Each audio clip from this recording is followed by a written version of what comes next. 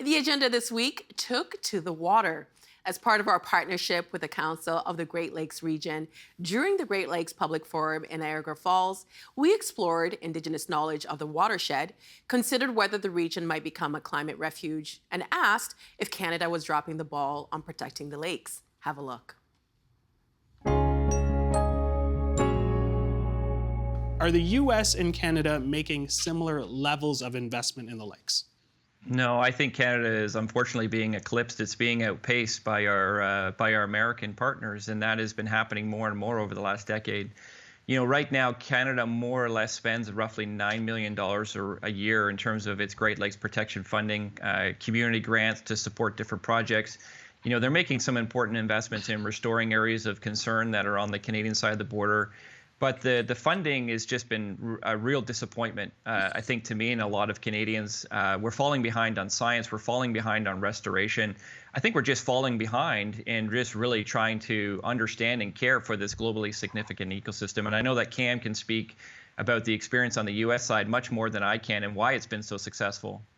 Well, that's who I'm going to next. Cam, I don't want to single you out, but I'm going to single you out. Are your neighbors to the north dropping the ball on this? Yeah. Yes, they are. Canada, the Canadian federal government is dropping the ball, and they're dropping it they're fumbling the ball even.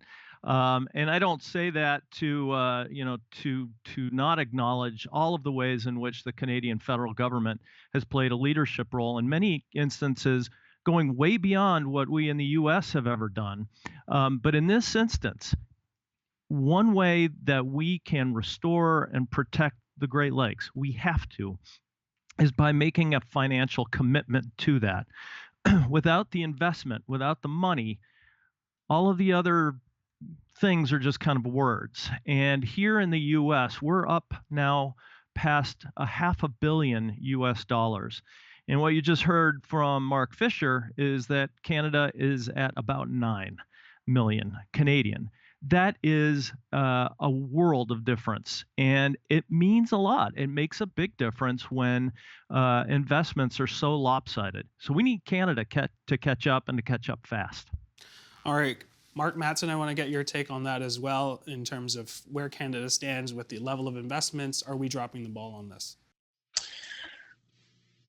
Well, I agree with Mark and Cam on that. I mean, Canada hasn't been stepping up and really living up to its reputation as the greatest defender of the Great Lakes. No other country can really claim that. I mean, the United States, with the 8 states involved, there's a lot of different political jurisdictions. But in Canada, our federal government and freshwater, we have such a global reservoir of freshwater, and the Great Lakes, 20% of the world's surface freshwater. Canada needs to step up, and money's a big part of that. We have all kinds of projects, restoration projects that haven't been finished, and new projects, community initiatives that need to be led in order to collect the data to do the work to protect it going forward. So I think Canada's getting the sense now that they need to address the Great Lakes issues more than they ever have in the past, and I think I really think we're going to see some changes in the future. But right now, I don't know if it's been the last 5 years, 10 years, 20 years, but it certainly seems like Canada has not stepped up to the plate for the Great Lakes financing and investments. Kelsey, I see you nodding. I want to get you to weigh in on that as well. Yes, I agree with everything that my panelists have shared so far. We really do need more investment from the Canadian government, particularly for First Nations as well. We see that, of those dollars, the community grants that were mentioned earlier, they often significantly go towards non-Indigenous governments, so to municipalities, to provinces, but we're not really seeing there be an equal distribution or a comparable distribution to First Nation governments in the same way that we see access to those similar types of financial resources on the U.S. side through the Great Lakes Restoration Initiative. So there is a substantial amount more resources available for tribal nations than there are for First Nations in working to protect the lakes, of which they are usually those on the front lines facing the direct impacts when the lakes are degraded or polluted. So really just wanting to see more investment overall from Canada to make up for that. Kelsey, I want to stick with you here. How can we say that Canada is concerned about the lakes with the level of financial commitment, which we seem to unanimously say is not enough, than we're seeing? How can we say that we are so concerned when the dollars don't match up? I don't know that we can. That's probably a very easy answer.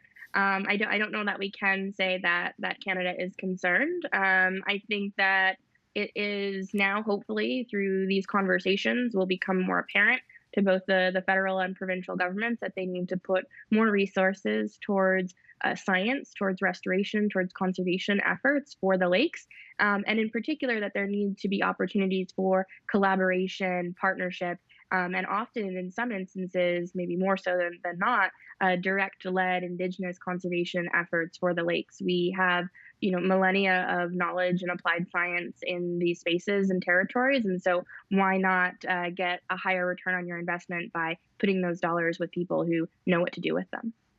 Mark Fisher, same question to you in terms of, it must be frustrating in terms of the amount of advocating, the amount of pressure that you guys are putting on political government to get stuff done, but the dollars aren't saying much. And I am curious in terms of how this money is being spent. Where exactly are we seeing it go? Well, it is disappointing. I think in terms of my advocacy, I often remind both the federal government and the Ontario government that 1 in 3 Canadians live in the Great Lakes Basin. 40% of Canada's economic activity is based here. They call the Great Lakes region home. And so, focusing on the Great Lakes, focusing on this region makes good ecological sense. It's also good economic sense. And for the life of me, I don't understand why we don't have a more robust strategy, robust approach when we think about how do we improve this region's long-term economic success and sustainability. When it comes to the funding right now, some of it is going to science, which we need to be doing a heck of a lot more of to understand those emerging challenges I talked about earlier, including a rapidly changing climate. And it's going to these community grants and these community projects that are doing important restoration work and projects around the Great Lakes coastline, but we're just not doing enough in terms of the sheer scope and scale that it needs to be done on to truly protect the Great Lakes region. The creator, in order to give humans drinking water, because there was ocean water here, according to our creation story, he dragged his fingers along the Great Lakes so that the water would be there, as well as put water underneath, which is really medicine. So our aquifers are precious and sacred to us. And in fact, the words in Mohawk for things like rain or water, it's about being precious. It's things that, like Indigenous, our research project, it's cherished. These are things you hold as the sustenance of life, and to take care of it with great care. So I think Six Nations has been really battling Nestle and now Blue Triton from draining our aquifer, while many of us go without access to clean drinking water because we don't get the funding that the federal government gave other communities to get access to clean water. We don't have the infrastructure. We don't have waste treatment plants. We don't have operating money. So our people pay for water to be trucked in. They pay for the septic to be removed. And, you can be upwards of $400 a month. Just to have access to things Canadians enjoy. So I think Six Nations is doing all that it can to try to provide services, but our source water, the Grand Rivers, contaminated. We have 25 different waste treatment plants upstream from us.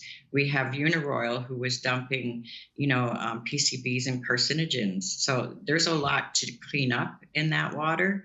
But we're in the same situation that many Canadians are going to find themselves in if they don't make different policies and water laws, which I hope Canada does, because their water laws are over almost 60 years old and don't even include Indigenous people. So I'm glad that they're recognizing treaties, because if we get our treaties recognized, we will start improving our ecosystems.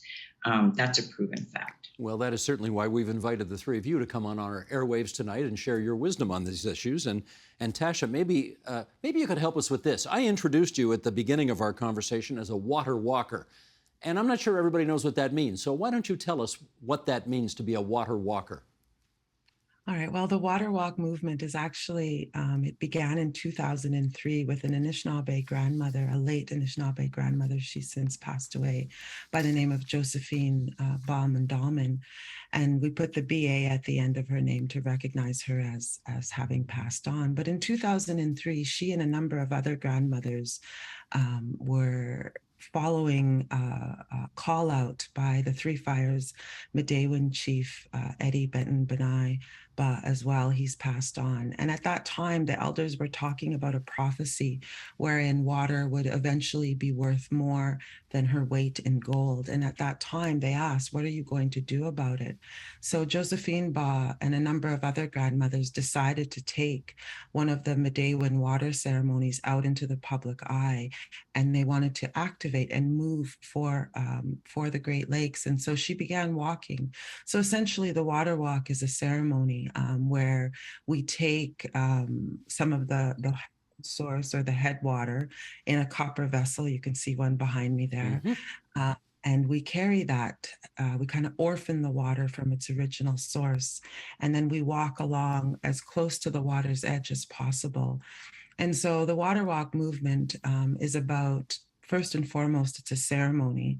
It's to recognize that water is life. And while we're walking, we're praying and we're singing and we're speaking in the language, acknowledging the life that the water carries for us, but also looking ahead 7 generations. And while it's also more than a ceremony, because people, the way I conceptualize it, we become visual walking prayers. And so we're a physical representation of our inherent right to access to that water, and in our inherent right to have ceremony for that water. And so Josephine Ba, by the end of her, she walked for almost 20 years. And she accumulated almost 30,000 kilometers. I myself have walked for the water for 11 years. So I walked in 2015. We went from Matane, Quebec to Duluth. In 2017, we went back. And it's a very different, you see the world differently when you're walking alongside the water or on the earth herself versus, speeding in a train or a vehicle. And so you get to bear witness. And unfortunately, I've walked for, like I said, 11 years, almost 8,000 kilometers, a small amount compared to Josephine Ba. But in those 11 years, one of the most striking elements that I think we as water walkers have borne witness to is the amount of garbage, the amount of waste. I think of Junction Creek. I did a water walk for Junction Creek in 2021, and Junction Creek actually empties into Lake Huron. And so the amount of garbage, at one point I was at the shoreline in tears, because I don't think people realize that all of that garbage eventually finds its way into the Great Lakes. And as we've established, they're all connected. As of today, 22 million pounds of plastic enter the Great Lakes. And I mean, it sounds tremendous, but it's actually very frightening, because that plastic breaks down into something called microplastics. And microplastics are these teeny tiny minuscule amounts and they don't disappear. And so as a result, they enter into that life cycle. And in fact, one of the things that scientists have discovered is that as humans, we are now seeing children born with these microplastics in their bloodstream, and we as adults have them as well. So the water walk, as we move, we are gathering knowledge. We are gathering knowledge from those who live alongside the shore. We're gathering knowledge from the water herself. And we interact. Many non-Indigenous people, we carry a Eagle water staff and this copper pail. And so when you're walking, people come up and, what are you doing? And so it becomes a method of education. We're looking at the southeast United States, looking at Florida, our coastal area, the Gulf Coast. These are places that are well aware of their climate risk. Whether or not politically they've been able to address it is another question. We're obviously seeing, well, right in this moment, we're seeing a hurricane bearing down on Florida, and that is the kind of large-scale event that is becoming more common. And not only are we seeing sea level rise, but of course the increase in these extreme storms are also pushing people into motion. Indeed. Aaron, as you talk to your colleagues on this issue, do you find there is general consensus for the thesis that we're discussing tonight? Well, we know that there's going to be a tremendous amount of growth in the Toronto region over the next 20, 30 years. We know that there's going to be 3.9 million more people living in the Greater Toronto Area than there were just a couple of years ago. And so whether that's being driven by climate migration directly or by a variety of other factors, we know that the region will continue to grow. And what we think is very important, and what we're trying to do here at Waterfront Toronto, is make sure that new growth that's happening in the city meets a very high standard of climate resilience, and that those people who choose to move to this part of the country and to this part of the world are protected and are able to thrive in place during a future that is less stable. And so in our case, we're focused on making communities more resilient through the built environment. So making those new construction projects more resilient to flooding and heat threats, like we've heard on this call. And also ensuring that we have housing and equitable community amenities available to everyone who's going to be coming to this region. So there's consensus on the growth that will be happening in the region. And I think that a lot of that is going to be driven by climate change. And so what we can do in Toronto and across the Great Lakes region in general is make sure that we're ready for it and make sure that we have construction standards and projects in place to house all of those new residents. Gotcha. Okay, Dave, amplify on that a bit if you would. This scenario that we're discussing here, if it in fact does come to pass over the ensuing decades, presumably opens the door to some significant economic opportunities for the Great Lakes region. Can you just give us a sense about what we're talking about specifically in terms of those economic opportunities? Yeah, I'd like to talk about some opportunities and some risks as well, because let's just deal with the risks because we're talking about climate impacts first.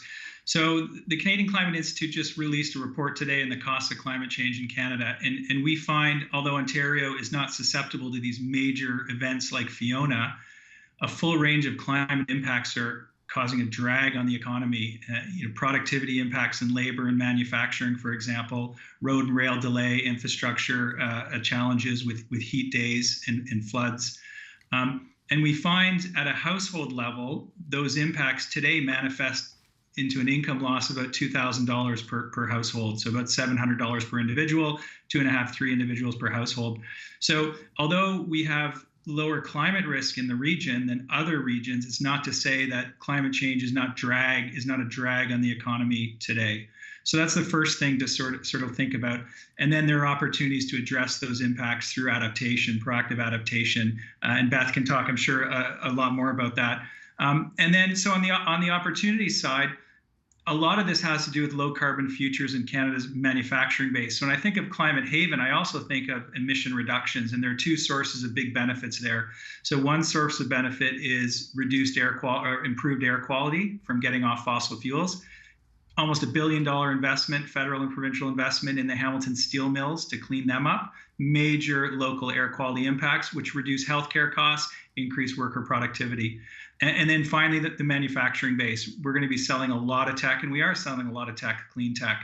So I think of Climate Haven as those sort of three spaces: climate impacts, clean economy, and then the benefits from reducing fossil fuel use. Beth, do you want to amplify on that in terms of the economic opportunities? Yeah, I would be happy to. I think that those three pieces I really strongly agree with. The thing I would add to it that's really critical for a place to fall into this climate haven category is that there's also the affordable housing. And so I know that Toronto has been leading in adaptation for a long time. And I think that there's really thoughtful work going into that balance of how do you welcome those anticipated 3.9 million more people while it remains a place for people who are here today. And so when we're thinking about what carves out that climate haven definition, I really appreciated that, thinking about the impacts, thinking about the clean economy, and then really thinking about, is this a place for everyone to be? Because a climate haven cannot be called, well, in the work that we've been doing, we are not thinking about climate havens as places that are exclusively for the rich or for those who are making this choice simply through amenity migration, but also for people who are being pushed into motion because of dealing with disasters and may not have the economic wherewithal that others are currently having when they're choosing to move to more climate safe spaces. Well, that's a great point. So decision makers who are potentially watching this, you would like them to know that whatever happens, it's got to be seen through a sort of an equity lens and not just a haven for the rich. Is that the idea? Yeah, absolutely. I mean, there's a very real possibility that climate migration becomes deeper gentrification of our cities, and that we also see a continuous kind of sprawl, and where people are being forced to the edges of metro areas where they're not able to live, where they have to work, and we have to make sure that as we're thinking proactively, we're finding ways to avoid that. And so there's such a difference in the planning that's able to happen right now between the greater Toronto area and the US Great Lakes region. The US Great Lakes region continues to see a decline in population. So here, a discussion about growth is really kind of fighting what the demographic trends look like already. And so we have a much harder time kind of moving to investing in that kind of infrastructure, affordable housing, the sort of assets that we know our American cities are going to need. As we look to the GTA, I think we really see a model of where there is anticipated growth in the way in which growth can be done in a manner that is more sustainable and more equitable. That's just some of what we covered this week. You can find more, including the full conversations, on our website, TVO.org, our YouTube channel at youtube.com/theagenda, or our Twitter feed, twitter.com/theagenda. The Agenda with Steve Paikin is made possible through generous philanthropic contributions from viewers like you. Thank you for supporting TVO's journalism.